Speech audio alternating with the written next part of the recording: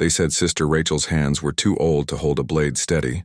Until the morning the bells refused to ring, and the refectory doors would not open from inside. The mission of San Cristobal sat 20 leagues inland from the coast, built of limestone and cedar, surrounded by maize fields and the hum of cicadas. For 43 years, Rachel had scrubbed its floors, mended its vestments, and buried its dead. She was 70 when the fourth priest arrived, Father Damian, who smiled like sugar and spoke of salvation while his hands moved through the novice dormitory after Compline. She was 70 when she stopped praying for justice and began sharpening the boning knives in the mission kitchen. No one believed a woman her age could plan what happened in those 6 days of August. The colonial governor wrote it off as madness. The bishop called it possession. But the midwife who washed Rachel's cell afterward found no blood on her habit, only on the leather apron she wore when butchering pigs, folded neatly beneath her cot, and a list of names written in ash on the stone floor. The mission had rules: silence after vespers, obedience to superiors, confession every Sunday. Rachel had followed them all, until the night she heard 14-year-old Inez weeping in the chapel, and Father Damian walking away with wine on his breath, humming a psalm, until she found the girl's torn shift buried in the garden compost, until she understood that the men who preached purity were the ones who made purity impossible. She did not act in rage. Rage is brief. What Rachel carried was older, colder, the kind of resolve that comes from watching the same sin repeated, the same prayers ignored, the same girls sent away to distant convents with swollen bellies and silenced tongues. She had nursed 3 of them through fever.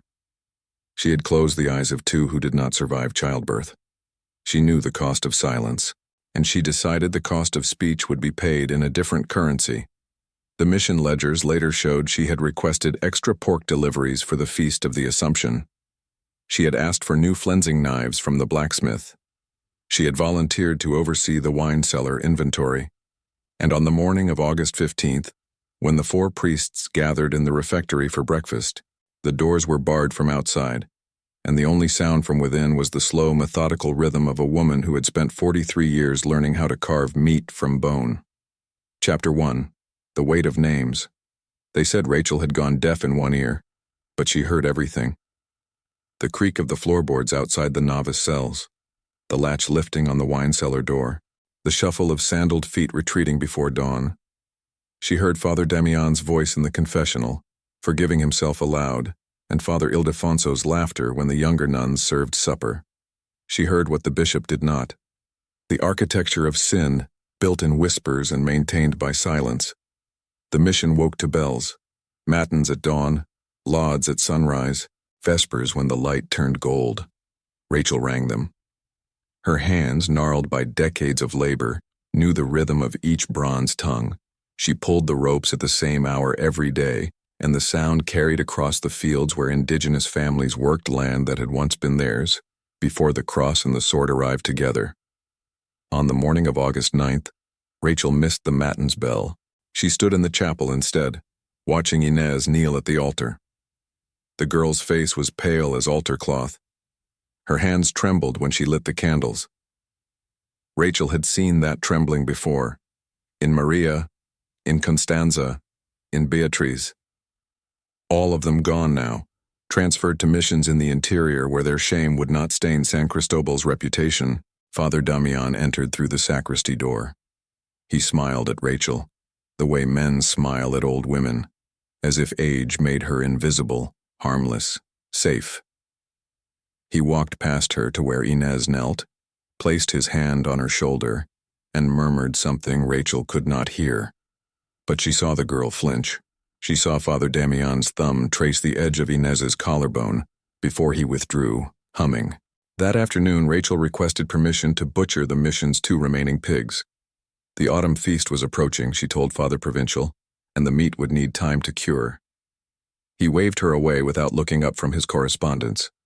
She was part of the furniture, useful, invisible, beyond suspicion. In the kitchen, Rachel laid out her tools, the cleaver recently sharpened, the boning knives thin and precise, the leather apron she wore when blood was inevitable. She had learned butchery as a girl in Seville, before the convent. Her father had been a tanner. She knew how joints separated, how tendons held bone to bone, how the body was a structure that could be disassembled if you understood its blueprint. She thought of Inez's trembling hands. She thought of the names she had written in her prayer book, not prayers but a ledger of her own. Maria, Constanza, Beatriz, Inez, and beneath them, in smaller script, Damian, Ildefonso, Rodrigo, Vicente, 4 priests, 4 shepherds who devoured the flock. The mission rules said women were weak. The scriptures said women were vessels. The father said women were prone to hysteria, unfit for authority, unable to comprehend the mysteries of faith. Rachel, who had buried 12 children before she took her vows, who had survived smallpox and famine and the death of everyone she had loved before turning to God, understood something the fathers did not. Weakness was a performance, and she was done performing. That evening, she volunteered to inventory the wine cellar. Father Ildefonso, who managed the stores, handed her the keys without question. In the cellar's damp coolness, surrounded by barrels and bottles, Rachel counted not wine, but opportunities. The cellar connected to the refectory through a narrow passage built for servants.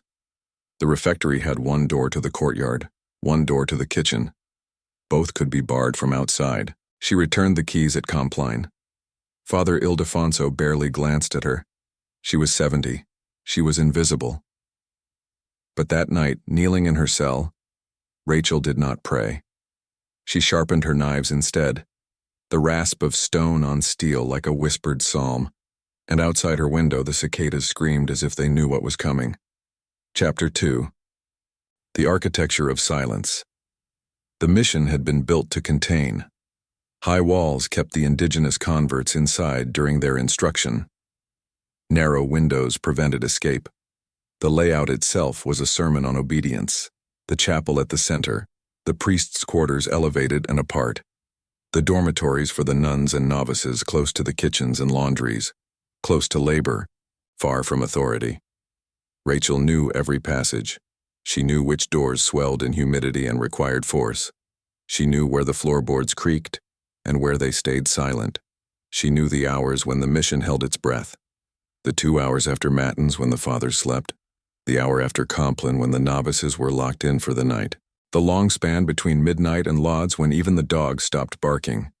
On August 10th, she began moving supplies.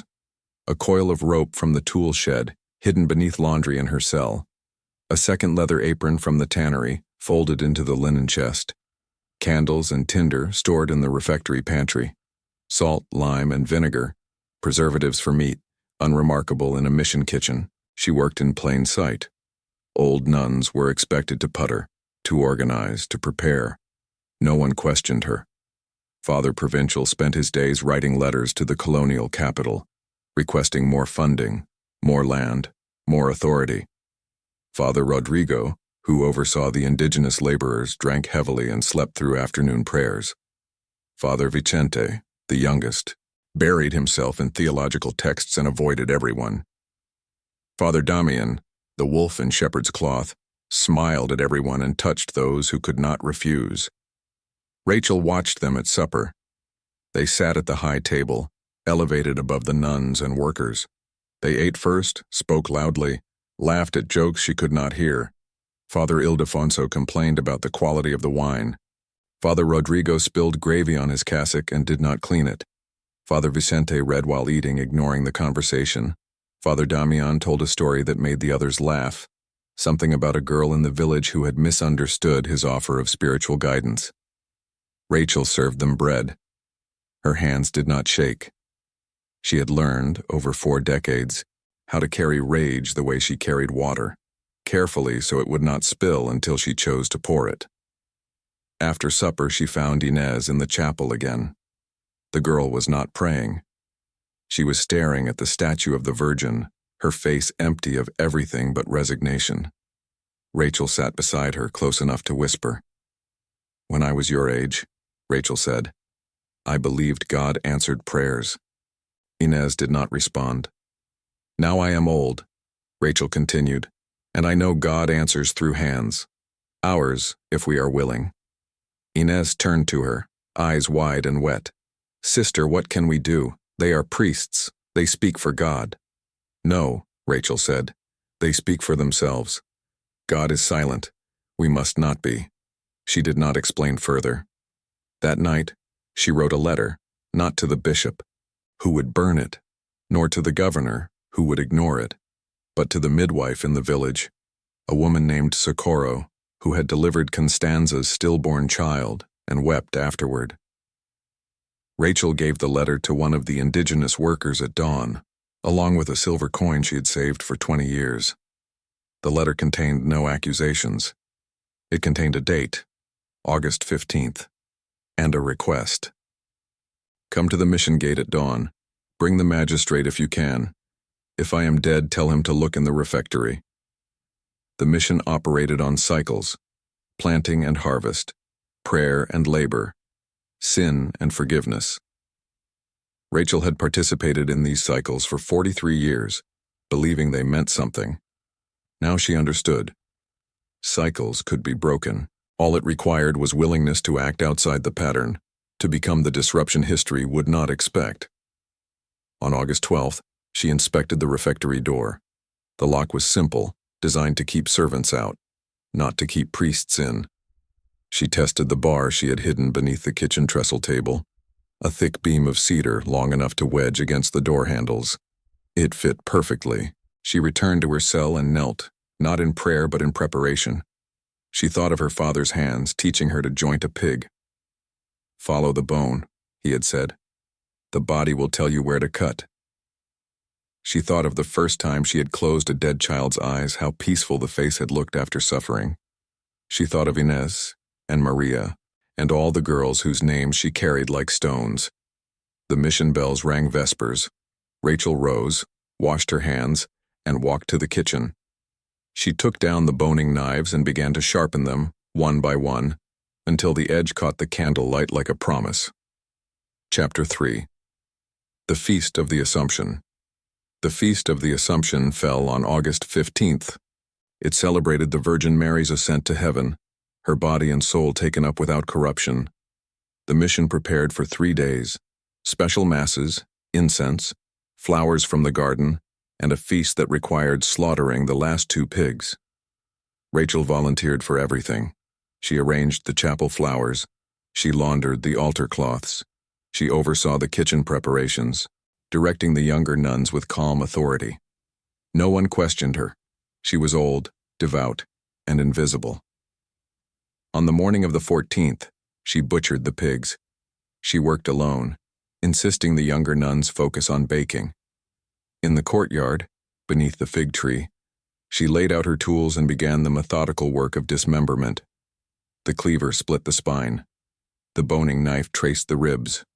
The flesh separated from bone with practiced efficiency, and the blood soaked into the earth like a rehearsal. She worked in silence, but her mind mapped the refectory. 4 chairs at the high table, 4 plates, 4 cups. The table positioned in the center of the room, far from the windows close to the hearth. The door to the courtyard on the east, the door to the kitchen on the west, both would be barred. The windows were too narrow for a man to climb through, designed to keep heat in during winter. By evening, the pork was portioned and salted. Rachel washed her hands in the courtyard fountain, scrubbing until the water ran clear. She folded her apron and carried it to her cell, placing it beneath her cot alongside the rope and candles. She did not sleep that night.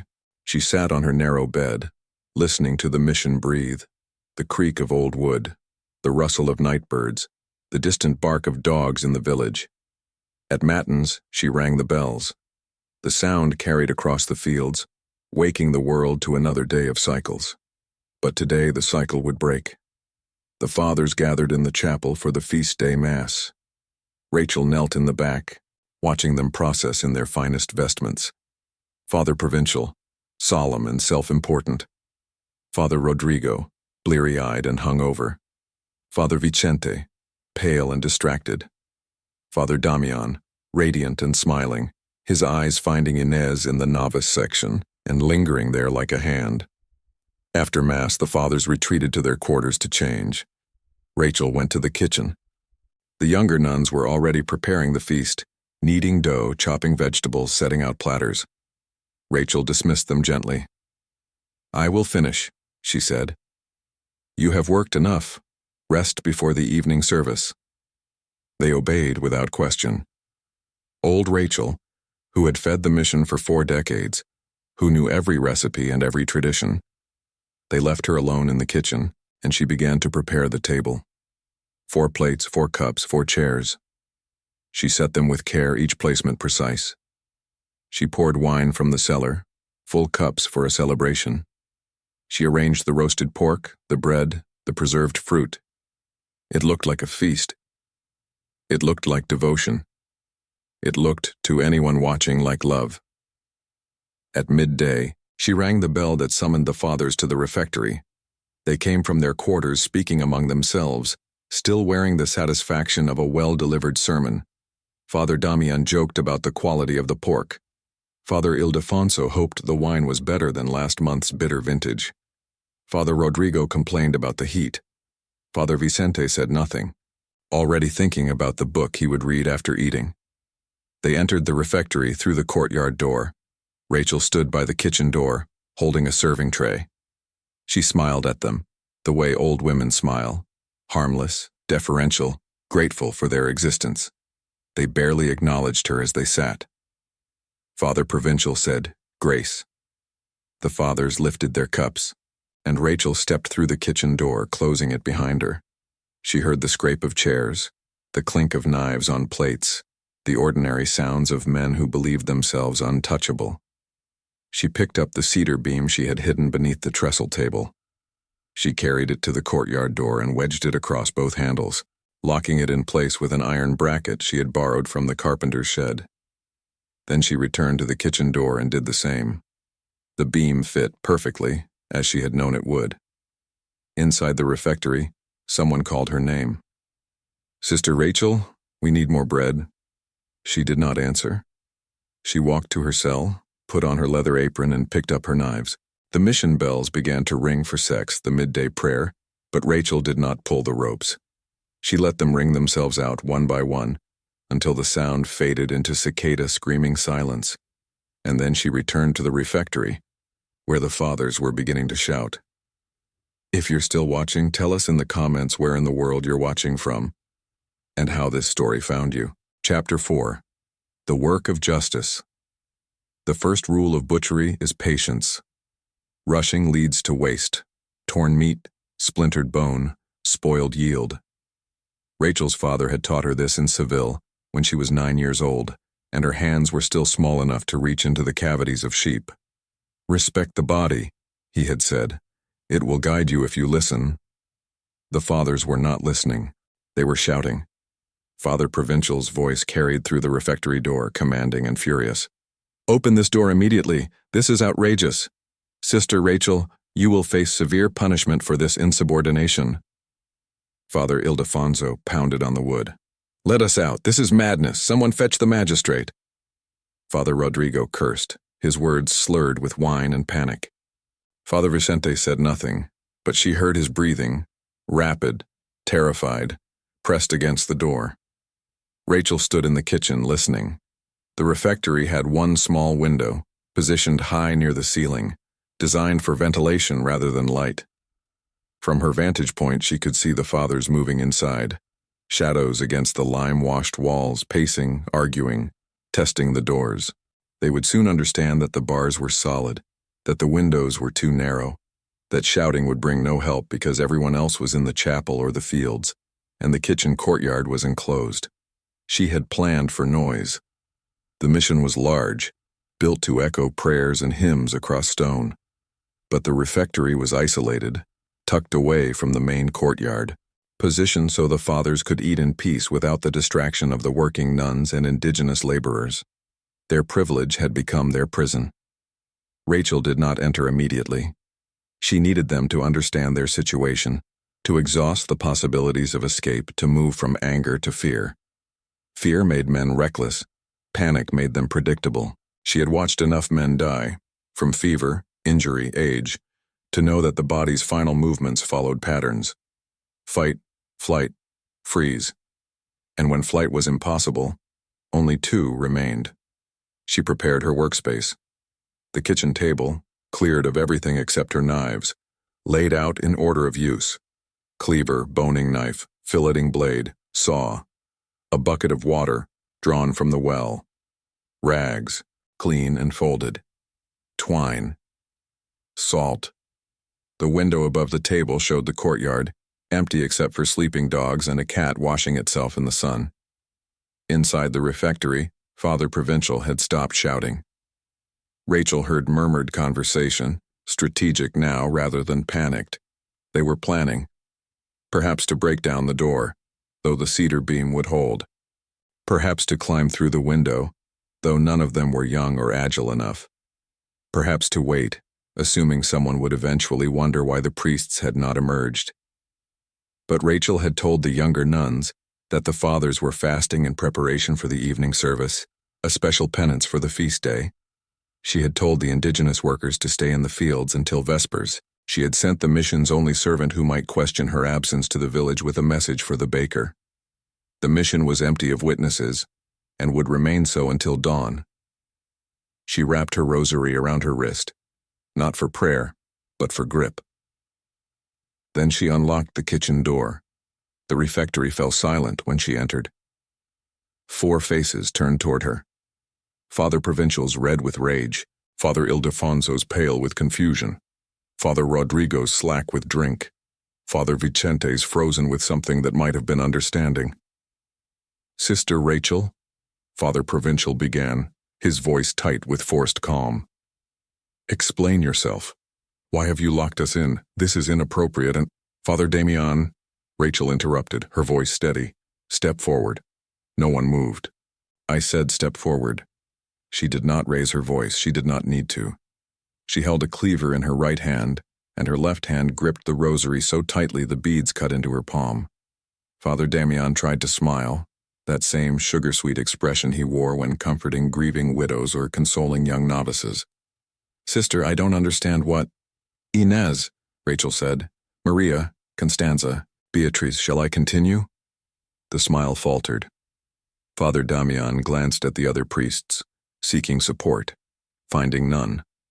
Father Provincial's face had gone from red to ashen. Father Ildefonso had backed against the wall. Father Vicente had closed his eyes, his lips moving in what might have been prayer or might have been apology. "You are confused." Father Damian tried again. "Old age brings delusions. We should pray together, sister. Let me help you." Rachel moved, not like an old woman, like her father's daughter. The cleaver came down on the table between them, embedding in the wood with a sound like cracking thunder. "Do not," she said, "insult me with lies. Not now. Not when accounting is due." Father Provincial found his voice. "This is heresy. You will burn for this. You will—" "I have already burned," Rachel said quietly. "For 43 years I have burned, watching, knowing, silencing myself because the church teaches obedience. But obedience to what? To God who said to protect the weak?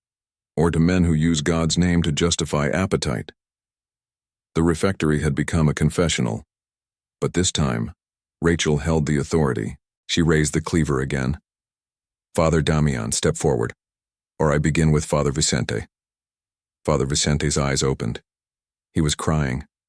"Please," he whispered. "I never—" "You knew," Rachel said. "Knowing and doing nothing is participation. Step forward." The choice was made. Father Damian, seeing no alternative, walked toward her with the false dignity of a man still believing in hierarchy. He expected reason, negotiation, perhaps mercy. Rachel offered only the question she had carried for years. "Do you confess?" He opened his mouth to deny. She did not wait for the lie. The work of justice, like the work of butchery, required precision, not words. And Rachel's hands, despite 70 years, had not forgotten how to follow the bone. Chapter 5. The Anatomy of Consequence. The human body contains 206 bones in adulthood. Rachel had learned this from the mission's medical texts, borrowed from Father Vicente's library when he was too drunk or distracted to notice. She had studied anatomy the way she studied scripture, looking for meaning in structure, truth, and framework. Father Damien's body had been softer than the pigs she had butchered the day before. Fat from feast days, weak from a life spent sitting and speaking rather than laboring. The first cut had been the hardest, not technically but morally. After that, the work became what it had always been: methodical, necessary, a task requiring completion. She had dragged him to the kitchen after the other priests had retreated to the far corner of the refectory, their shouts reduced to whimpers. Father Ildefonso had vomited. Father Vicente had fainted. Father Provincial had tried to break the window with a chair and succeeded only in denting the limestone wall. They would wait. Rachel had time. In the kitchen, she worked by candlelight, the body on the table, the knives arranged in order. She began where she had always begun with pigs, the large joints first, then the smaller separations, the shoulder, the hip, the spine. Her father's voice in her memory: respect the body, waste nothing, every piece has purpose. She did not rush. Rushing showed disrespect, and whatever Father Damien had been in life, in death he deserved the same methodical attention she gave to any creature whose flesh fed the mission. She worked through the night, pausing only to sharpen her knives and rest her hands, the cleaver for the heavy work, the boning knife for the precision, the saw for the stubborn joints that would not yield to blade alone. By dawn, the kitchen table held neat portions wrapped in cloth, labeled with the same care she used for pork or lamb. She would bury them in the garden beneath the rose bushes that required rich soil. Nothing would be wasted. The earth, at least, was impartial. She washed her hands, changed her apron, and returned to the refectory. 3 priests remained. They had barricaded themselves behind the overturned table, clutching candelabras and serving platters as weapons. They looked like children playing at war. Father Provincial's face had collapsed into something ancient and terrified. Father Ildefonso sobbed openly. Father Vicente whispered prayers in Latin, his eyes fixed on the crucifix above the hearth. "Who is next?" Rachel asked. "You're insane," Father Provincial said, though his voice cracked. "You'll hang for this. They'll burn you alive. The church will—" "The church has already burned me," Rachel said. "Slowly, year by year. I simply decided to stop burning alone." She moved forward. The priests scattered like birds from a fox, but there was nowhere to run in a locked room, and they were old men unaccustomed to fear. Father Ildefonso stumbled, fell, tried to crawl beneath the table. Rachel caught his cassock, dragged him back. "You knew," she said. Not a question, a statement. "You managed the wine. You saw Father Damien take bottles to the novice dormitory. You signed the transfer papers for the girls he ruined. You knew." "I had no choice." Father Ildefonso wept. "He was my superior. The bishop approved everything. I was following orders." "So do executioners," Rachel said. The cleaver fell. By midday, the kitchen held more labeled parcels. The garden would be rich this season. The roses would bloom red and fat, fed by the consequence of silence broken. Rachel worked without emotion, the way she had worked for 43 years, following the pattern, completing the task, trusting that purpose would emerge from labor. She cleaned her knives between each priest. She sharpened them on the whetstone her father had given her when she was 13, the stone that had followed her from Seville to the convent to the mission to this moment. The sound of stone on steel had become a prayer. The only prayer she needed. 2 priests remained. Father Vicente had stopped praying. He sat against the wall, watching her with eyes that understood. "I should have stopped him," he said quietly. "When I first saw, I should have written to the bishop. I should have refused to hear his confessions." "Yes," Rachel said. "Will you forgive me?" "No," she said. "Forgiveness is God's work. This is mine." Father Vicente nodded. He did not resist when she approached. He closed his eyes and said, "Make it quick." She did. He had earned that much. Father Provincial was last. He tried to fight, threw candelabras, overturned benches, screamed until his voice broke. But he was 73, fat from decades of privilege, unused to physical struggle. Rachel was 70, hardened by labor, driven by something that felt like righteousness, even if it was only rage. When the cleaver finally silenced him, the refectory fell into a silence deeper than any prayer. No bells, no voices, only the sound of Rachel's breathing and the distant cicadas that did not care about justice or sin, or the price of either. She stood in the center of the room, surrounded by evidence. The overturned table, the blood-soaked floor, the empty chairs where 4 priests had sat that morning, confident in their authority, certain of their safety. She had broken the cycle. She had become the disruption. But standing in the silence, Rachel felt only emptiness, not triumph, not peace. Just the hollow recognition that justice, when it comes too late, feels like failure. She walked to the kitchen, removed her apron, and washed herself with the last of the clean water. Then she unbarred the doors and stepped into the August morning, where Socorro, the midwife, stood with the magistrate and a contingent of soldiers, drawn by the letter Rachel had sent days before. "I'm ready," Rachel said. "Everything you need is inside." Chapter 6. The Silence. After they burned her on September 1st, in the plaza of the colonial capital, with the bishop presiding and the colonial governor watching from a balcony, Rachel of Seville, convicted of murder, heresy, and offenses against the Holy Church. The sentence was read in Latin, then Spanish, so everyone would understand the magnitude of her crimes. She did not recant. When the bishop offered her final absolution if she would confess her sins and beg God's mercy, she said only, "I confess I waited too long." The fire consumed her the way it consumed everything, methodically, completely, without judgment. But before the flames reached her face, Rachel looked at the crowd and saw Inez standing at the back, dressed in civilian clothes, no longer bound to the mission. She saw Socorro, the midwife whose testimony had confirmed Rachel's account of the girls who had passed through San Cristobal and emerged ruined. She saw indigenous workers from the mission, their faces careful and blank, but their presence a statement. And she saw the bishop furious and humiliated, because Socorro's testimony had forced an investigation that revealed not just Father Damien's crimes, but a pattern across 3 missions and 7 years. 5 priests had been quietly transferred. 8 girls had disappeared into convents in the interior. The ledgers Rachel had asked Socorro to confiscate showed payments to families to buy their silence, signed by the bishop himself. The colonial governor, pressuring the church to clean its own house, had suggested a full audit of mission conduct. The bishop, desperate to contain the scandal, had agreed. The pattern Rachel died to expose would not die with her. But the church required a villain. Rachel was convenient, old, female, outside the hierarchy that protected itself first and truth never. They called her mad, possessed, confused by age and superstition. They painted her confession as delusion and her letters as lies. They said the 4 priests were martyrs, killed by a woman driven insane by isolation. The official record would bury the truth beneath platitudes and procedure. But the story survived in different form. Socorro told it to the midwives in the capital, who told it to the women they delivered, who told it to their daughters.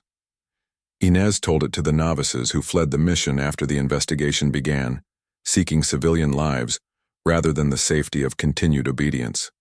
The indigenous workers told it in their own language, adding it to the long catalog of violence perpetrated by those who claimed to save them. The story changed with each telling. In some versions, Rachel was a saint, in others, a demon. In still others, she was simply a woman who decided that silence had lasted long enough and paid for her speech with fire. The mission of San Cristobal closed 3 months after Rachel's death. The bishop claimed structural damage and reassigned the remaining nuns to other convents. But everyone knew the mission had been built on cycles of sin and forgiveness, and Rachel had broken the cycle. Without it, the walls could not hold. They buried the garden with salt before leaving. The roses that had bloomed red and fat that season would never grow again. The place where Rachel had laid her parcels of evidence and justice and rage remained barren, the soil remembering what the church tried to forget. Years later, when a new mission was built on the site, the workers refused to dig where the old garden had been. They said the ground was cursed. They said it was haunted. They said 1,000 things to explain why they felt watched when they worked there, why the roses they tried to plant withered overnight, why the earth seemed to refuse anything planted in soil that had tasted truth. Rachel's name was stricken from the mission records. Her letters were burned. Her confession was sealed. The church declared her story closed, the scandal contained, the danger neutralized. But the women remembered, and Socorro, who lived another 40 years, kept Rachel's final letter, not the one to the magistrate, but the one written the night before the Feast of the Assumption, in handwriting that trembled only slightly. I am 70 years old. I have served God and the Church for 43 years. I have prayed for justice and received only silence. Now I will speak in the language the world understands. Consequence. If this makes me a murderer, so be it. I am also a witness. And witnesses, even when silenced, leave testimony in the ground. Socorro was buried with that letter in her coffin, and her daughter was instructed to keep it safe. It passed through 7 generations before finding its way to an archive, where a historian found it in 1843 and published it alongside a footnote about an unnamed nun who had died for unspecified crimes in 1750. The historian noted that the church had no record of the incident, suggesting the letter was likely fabricated. But in the margins of that published account, someone, perhaps a reader, perhaps another nun, perhaps a descendant of Inez, wrote in careful script, "She was real. We remember."